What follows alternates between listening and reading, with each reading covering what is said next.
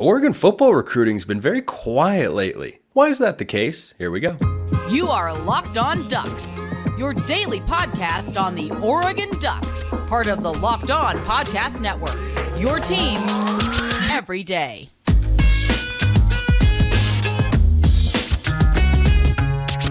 Yes, it is that time once again for Locked On Ducks. I'm your host, Spencer McLaughlin. Thank you so much for making this your first listen or your first view of the day. Part of the Locked On Podcast Network, your team every day, and your number one source to stay up to date with the Ducks, which is why, if you have not already, you should, please and thank you, like, comment, subscribe, rate, and review wherever you listen to or watch this show, which today is brought to you by our friends at FanDuel. Make every moment more. New customers join today and you'll get $200 in bonus bets if your first bet of $5 or more wins. Visit FanDuel.com/lockedon to get started. We are talking recruiting today with our guy Brian Smith, Locked On Recruiting Insider here at the network and friend of the show, brought to you by our friends at LinkedIn Jobs, our recruiting sponsor here at the Locked On Network. Brian, let's just ask the simple question first. Why is Oregon recruiting quieter than some other notable recruiting programs in the country right now? It's pretty random during April because of when you have spring practice and when you have your games. And you got to remember, Oregon does not recruit locally. Like, I cover Auburn from a local perspective. Every practice, they got dudes all over the place. It's the middle of the South. Every rock has a D1 recruit under it. It's pretty easy. Kids have a shorter drive. So it's a little different for Oregon, but they'll make up for it in May and June into early July when they have the official visits. It's just a matter of time. It's no big deal. The April 27th spring game is kind of the next big date on the Oregon football calendar. It's the big date right now, aside from the August 31st opener against Idaho to begin the 2024 season. But going into that April 27th spring game, what do you think Dan Lanning and his staff are thinking about recruiting-wise? Are they trying to get visits? Are they trying to get on more kids' radar? What are they doing for the next 3 weeks? They're just trying to get everything lined up to make sure for each kid the visit is specific to them. They already know who they want. Dan and his staff do a tremendous job of scouting the country. Oregon is arguably the hardest of the major programs to recruit because it's so remote from so many of the places they try to get kids. Like, they're recruiting in Maryland and stuff. Like, they're all over the place. I don't really know how they do it. But at the same time, they always end up with a top 10 class, it seems like. So I think they're figuring it out. I don't think there's anything they need to change. Just keep making sure the kids are coming and dial it in for them, whether they're bringing their family, etc. They'll be fine. Oregon kind of sells itself. That campus visit's a little bit different. I don't think they're too worried about that. Especially if you can find a sunny day, which can be a fleeting proposition, to say the least. But if you find a nice one, that campus does indeed look very, very good. You're talking about guys from back east, guys like Ife Obadegwu or, Dante Thornton over the years. Thornton, of course, transferred, but Obadegwu, I don't think has gotten to campus quite yet. I'm not too worried about that. I did want to just have you touch on that, Brian. If you look in the right pocket of Oregon fandom out there, you'll find some sleuths who say, oh, well, so-and-so hasn't gotten to campus yet, even though he's in the 2024 class. Does that mean anything if they're supposed to be an early enrollee? That's kind of weird. I don't know if they're on a block schedule, semesters, or how they do it at Oregon. But if somebody's not there that's supposed to, that's kind of weird. Well, that's the thing, is we don't know if they're supposed to be or what their schedule or anything like that. I was just wondering if there was anything kind of generally that can apply to kids in that sort of situation. That sounds like something that's going on personally would be my guess. Because if you're supposed to be there, you're supposed to be there. There is no gray. That's yes or no. Gotcha. So the other big news for Oregon was, of course, the departure of Carlos Locklyn to Ohio State. And Locklyn has been a fixture on this Oregon staff for the last couple of years. He's been very good. He has recruited well. He's brought in guys from the portal. I think his strongest element as a position coach has been his development and just on-field production. You look at the lack of fumbles. You look at the number of rushing yards, receiving yards. I think pass blocking is probably the area where his guys have struggled the most. But as running backs go, that's the area where I would like you to struggle the most if you have to pick one, and certainly no one is perfect in that regard. What was your reaction to Ohio State getting Oregon's running back coach? Well, I can't say that out loud on the air, but it's not a good thing for Oregon. He, in my opinion, is the best all-around running back coach in the country from a developmental, recruiting, future head coach guy in the country. So it is a colossal loss. So you see him as someone who has a desire to be a head coach, or just someone who you see that has the capability to be a head coach? I've never asked him. I've met him a few times on the recruiting trail in Florida and stuff. He just, like, his personality, how he likes people, how he likes to teach. I've been in a room with him when he's on the chalkboard and stuff. Like, he is super intelligent. That's the kind of guy I'd want my kid to play for. So, and he's not arrogant at all. Is this just what we do? You know, he can relate to anybody. I can see why he's a good recruiter. He's got kids from Mississippi, Tennessee. Anywhere he goes, he gets kids. Like, he put 5 kids into the NFL coaching at Memphis. He can coach. And you take that kind of acumen and you put it in an Ohio State uniform, it's going to work out real well. So I'm sure Michigan fans are cussing right now too, but he's elite. So I didn't think they were going to take a step up from Tony Alford when Ohio State lost him to Michigan. This is one of 2 or 3 guys that you probably could have. Well, I was going to say, I don't know that Michigan fans are too upset about it, because is there anything better than getting a coach or a player from your rival who you expect to be very good at that particular position group? So I'm sure Michigan fans are okay with it. Ohio State fans, I think, are well aware of how good Locklyn can be. But this comes at a peculiar time. I think the timing of it is what stinks the most. The coaching carousel it's true. has kind of thrown the schedule out the window a little bit, right? Chip Kelly had an entire recruiting cycle come and go, and then he decided to go be the offense coordinator at Ohio State, and that left UCLA without a head coach. And Jeff Hafley left Boston College late. They had to go get Bill O'Brien that started that move. That's how the carousel just kind of keeps everything revolving. But how does this impact Oregon, specifically on the recruiting trail, losing a position coach who's been so good at this point in the year? It hurts in multiple ways. Again, Oregon's not going to recruit much locally. They can't, not if they want to win. He's a guy that recruits in Florida, New Orleans, like he's a New Orleans guy. He knows the state of Louisiana. He's been in Memphis. So he knows everywhere in between in the South. And he's your running back coach who they have, like you said recently, running back's the spot at Oregon in the last 15 years. Like, that's the spot. They've always got at least one really good player. With Locklyn there, you're going to maximize too. So you're losing out at that spot from a coaching standpoint, and he's your guy in the Southeast that's probably about as good a recruiter as there is in the Southeast for a team that's not down. I mean, you're not going to beat Georgia for many kids in Atlanta. I get it. But he always gets somebody every year out of one of these states. You're like, I didn't think they were going to get that guy. Then they go to Oregon, and then they're really freaking good. A Texas kid, Tennessee kid, whatever. So that's going to hurt, man. I don't think you could have replaced him. No matter, like, if you could pick the day out of the 365, there's none it's good to lose him. But even at the best day of the year, you're not going to replace him par. You're just not. He's that good a coach. Yeah, I think his best high school recruiting move so far has been Jordan James, who may very well be Oregon's #1 running back this year. Now, Dan Lanning certainly had a hand in that as well, because he was a former Georgia commit. Lanning came over from Georgia, but then Carlos Locklyn came on board, and Jordan James flipped to the Ducks and was a short yardage specialist in 2022. And then this past year was Oregon's #2 back. And that guy, as you might imagine, has been very, very good. So I think the timing of it is the most difficult part. But I do think there's something to what you alluded to, Brian, which is that this has been a really strong position for the Ducks over the years. I think that makes this a very highly coveted job. And I don't think suddenly it's going to be, incredibly difficult for Oregon to recruit high-level running backs.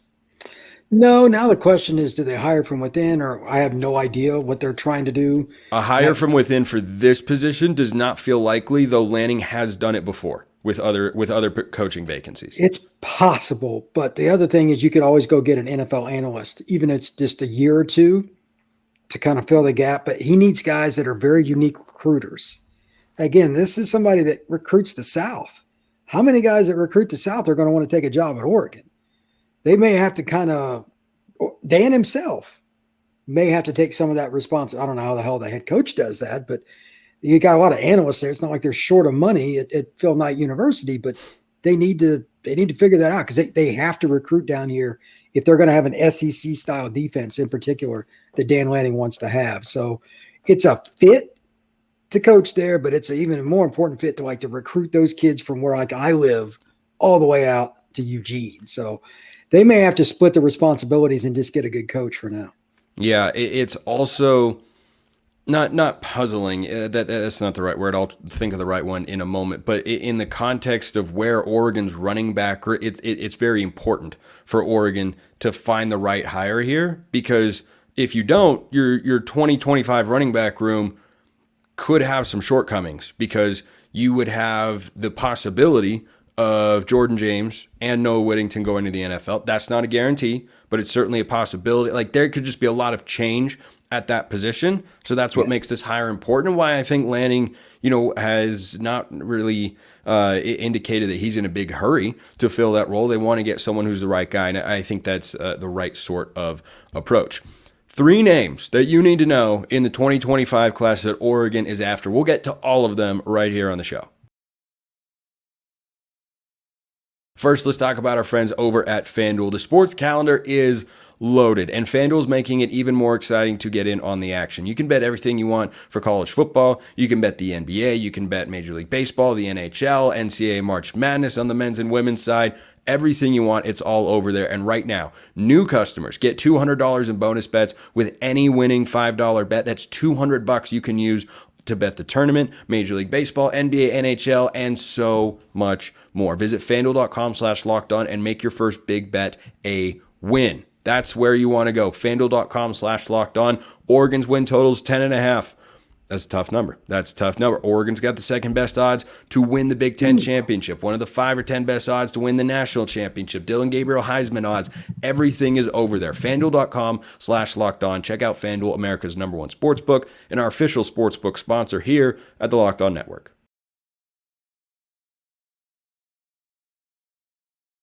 All right, Brian, let's talk 2025, because the recruiting efforts are well underway and will continue, I think, to pick up in the months of May and June. That's kind of been the trend over the last couple of years, and Oregon's pulled in back-to-back top 10 classes under Dan Lanning and the staff when they've had a full cycle to go at it, and that's certainly the expectation, the standard as they go forward. Let's talk about some names that everyone should be aware of. Let's start on the defensive side of the ball with Nasir Wyatt, one of the more highly coveted guys out west.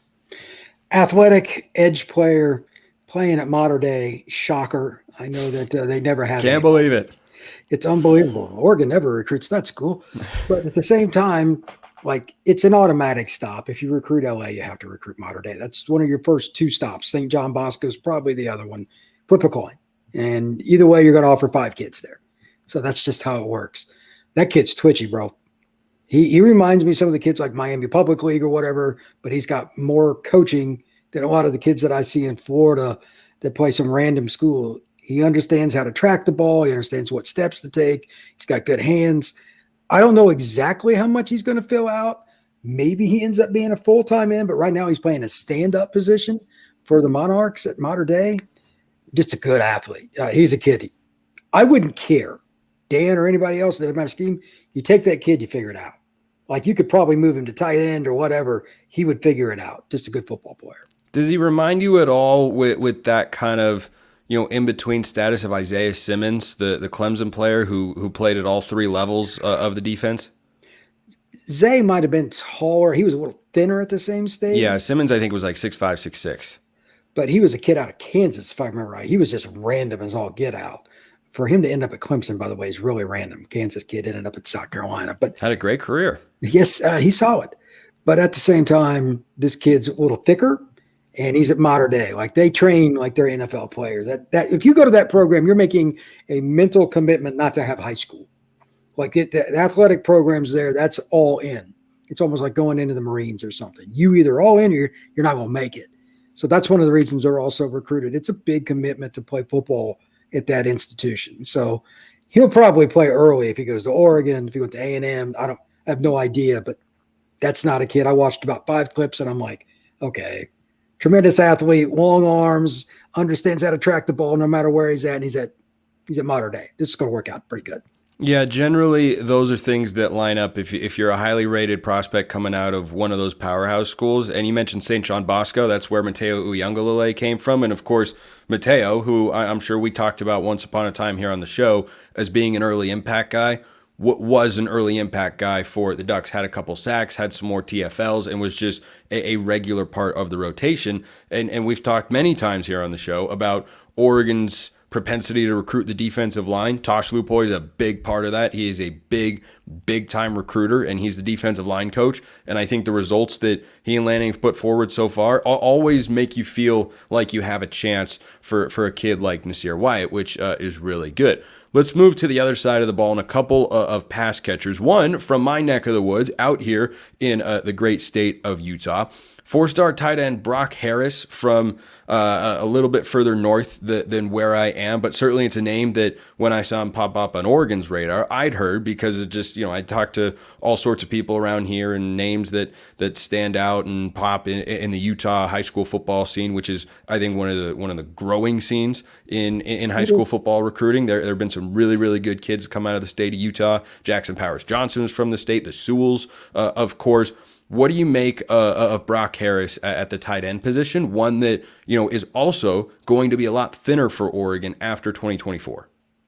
The Brock Harris I watch is a 26 kid. He's that good though. Like he looks like he's ready now.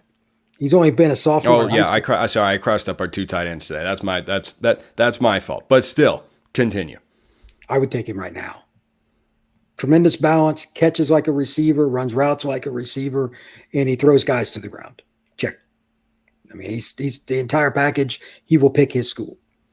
He's a borderline 5-star recruit. He'll be a top 3 tight end in the nation by everybody. He's the whole ball of wax. And he's out west. I know there's very few in-state kids for Oregon. This is one of the kids you got to steal. Especially skill guys. They don't have many skill guys closer than unless they go to LA that they can get. It's not hard to beat Utah for a kid. Their offense is not exciting.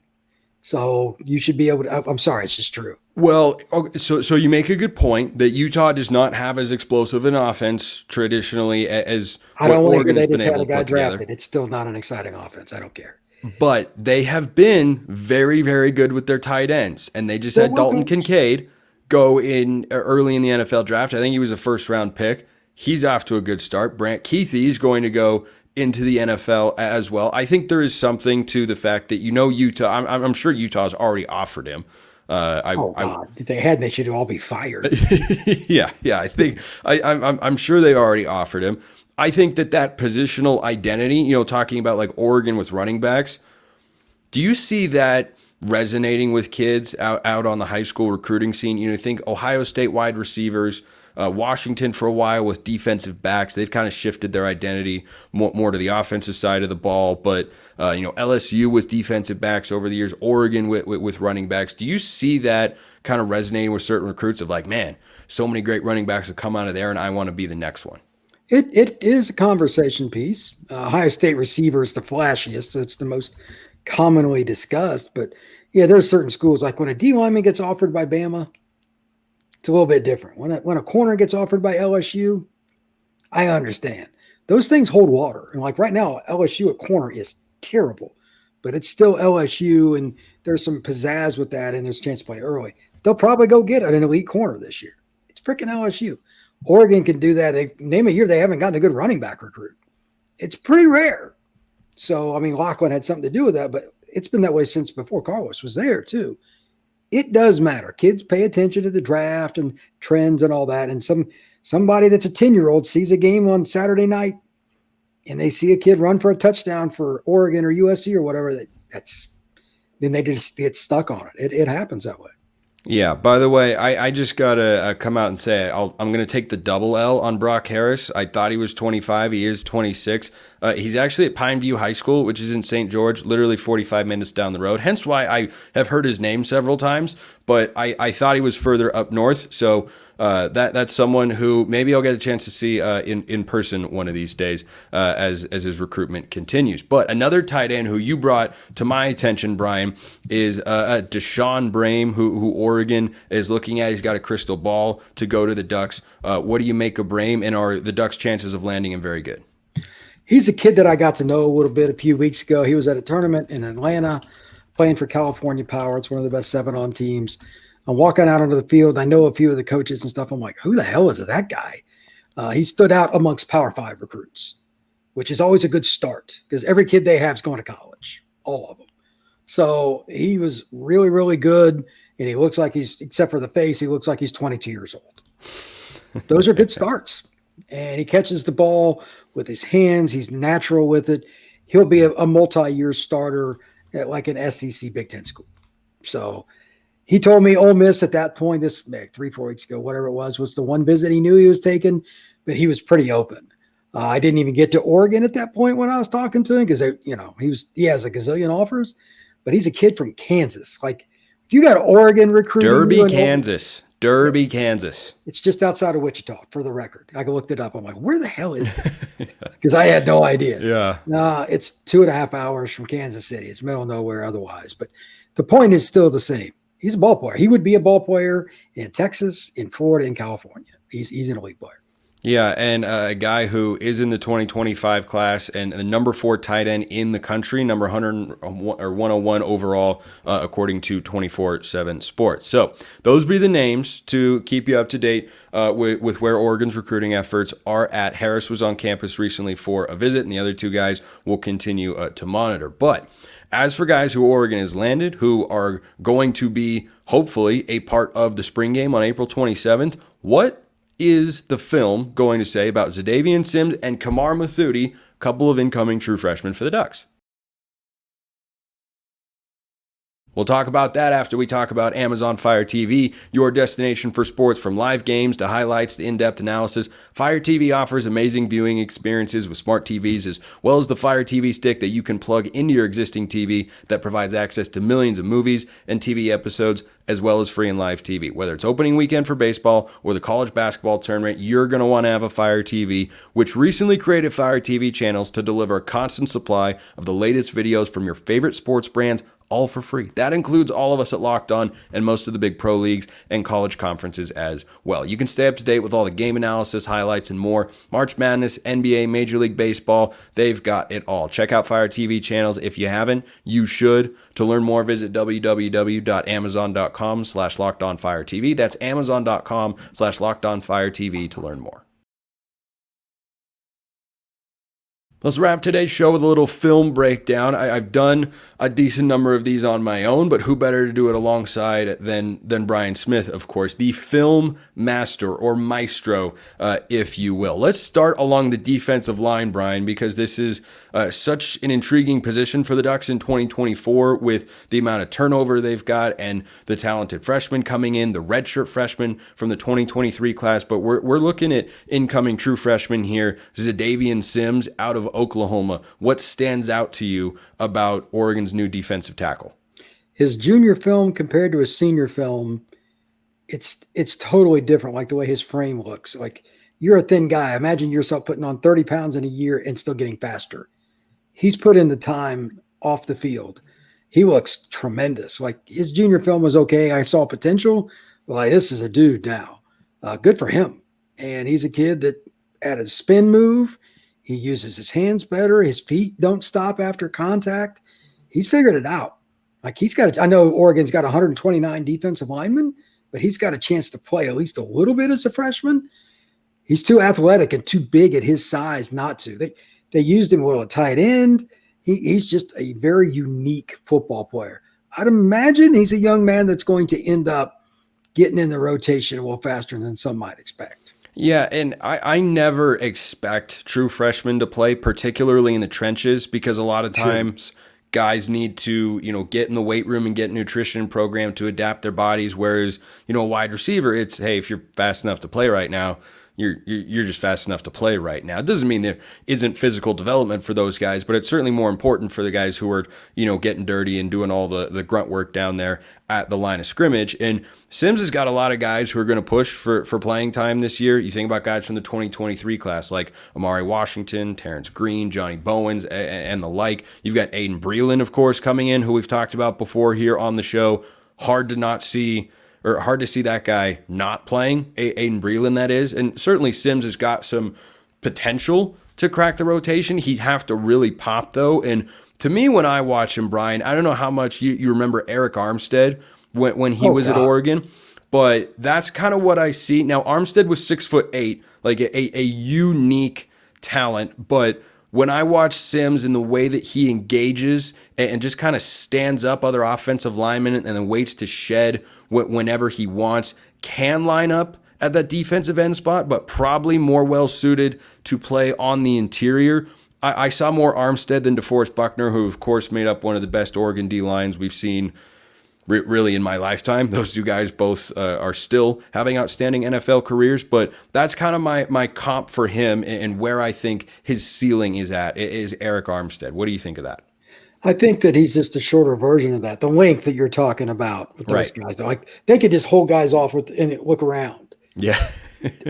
You can't coach that. That's why they want to recruit length. This kid's arms aren't that long, like Buckner. So I mean, he was like an offensive tackle playing DN because he was just so athletic. Well, Armstead almost played offensive tackle. He played both in high school, and I think there was some conversation at the time, will he play offensive tackle or defensive tackle? Yeah, and Sims is pretty clearly defensive tackle. Sims is going to end up playing strong side DN when they go to 3-man line. He'll play some of that. But on 3rd and 8, if you run 3-man, you could put him at nose guard. How many centers are going to want him in front of him when he's just playing pass? They're going to be able to move him around and make him a nightmare. Sims is that guy. He's the kind of kid, if he went to Georgia or Alabama in their traditional 3-4, which I'm sure Dan is trying to copy in different varieties, they could play him at strong side end. He's athletic enough to do it. You get guys that can play strong side end at 270 plus, that's thumbs up all the way around. Yeah, that's like Brandon Dorless territory, who played a lot on the interior, but also would line up at that strong side end position, not standing up on the end of the line of scrimmage. That's not something that he does. But just for reference, like I make that comp to Armstead, but it's important we discuss the length there because Buckner was 6'7" and Armstead was 6'8", and Xadavien Sims is 6'3". 4 inches is a lot. That's a lot when you're talking about eternity, man. Yeah, it is. When you're talking about getting your hand up to swat balls down at the line of scrimmage, the way that you can, extend your arm to get to the quarterback or just control an offensive lineman. But certainly, I think Sims has got a lot of intrigue. And, when you mention his feet just don't stop moving, I think that's what kind of reminded me of Armstead the most, is the way he would just kind of bully guys back and just dog walk him back to the quarterback, and and he's got some agility to him as well. Another true freshman, Kamar Mothudi, linebacker, really intriguing prospect for the Ducks, 4-star out of Los Alamitos, California. Look, there's a path for a true freshman linebacker to get into the rotation this year. I think the top 4 for the Ducks are set. You've got Bossa and Jacobs behind him. You've probably got Devin Jackson and probably Jerry Mixon, who saw the field just a little bit here and there. But maybe one of these true freshmen can work his way into the rotation. How do you think Kamar Mothudi could accomplish that with what he brings to the table? Just going to depend on how much he can pick up the defense, because he's big enough right now. He looks like a college senior. That's a big kid, man. I wonder how much he can cover. Watching his film, that's not something that's a whole lot of it. But, like, in the box, that's 1988 SEC football. Like, he's a kid that is a head knocker, and he run pretty good. I wonder if he's going to grow into a defensive lineman, or at least be a stand-up edge. He's 230. Like, he's already a kid that's at the end of the rope. Like, if you get bigger than 230, how many guys over 230 at the college level can cover? 1 or 2?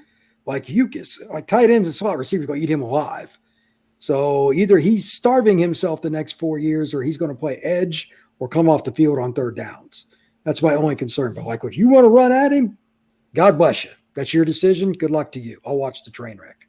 Yeah, I think his physicality in the run game is really what stands out the most. Now, this is a guy who also had some snaps at running back in high school.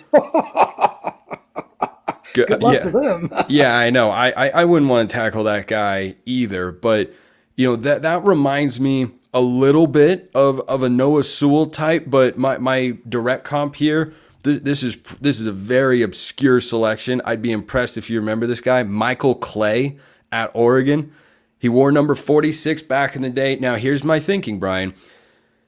Mothudi played a little bit of running back. I think he briefly thought about playing running back in college, but he's definitely landed on playing the linebacker position. But there were, I think, I know there was at least one fake punt Oregon executed with Michael Clay, and he went rumbling into the secondaries in the Civil War in 2010.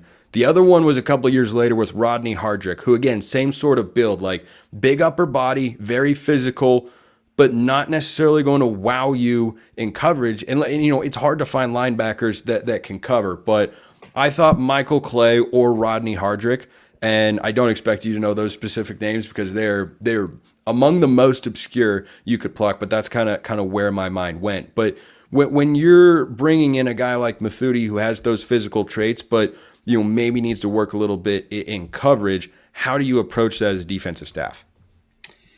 You got to look at him and say, what do you want to do? Because his body size is already at the end of the rope for linebacker, but he's a specimen. Like, is your goal the NFL? Because if it is, guys like you don't generally make it because you're not going to cover well enough. That's, NFL is a whole nother animal, how much they throw the ball. They got to have that sit down with him pretty quick after they get him into fall camp and like it's just full go. Don't waste his talent because he can play football, but I just think he'd be better on the edge where it's just downhill and he's never backpedaling, or it's just very rare. That's just my philosophy. And there are kids now playing linebacker at 200 to 215 because you got to be able to cover. Though, who's he covering? That guy gets the ball. Right. And then you just eliminate all your talent around it because they just pick on one guy over and over and over and over again. Like you see Tom Brady do. They find a matchup. He took that guy out the field. They threw it at that guy every play. Just like annoying. Well, and Brady was so good with the slot receivers. Why? Linebacker was bad. Yeah. You imagine. Yeah, if you put a linebacker there, like, bye. That's just not.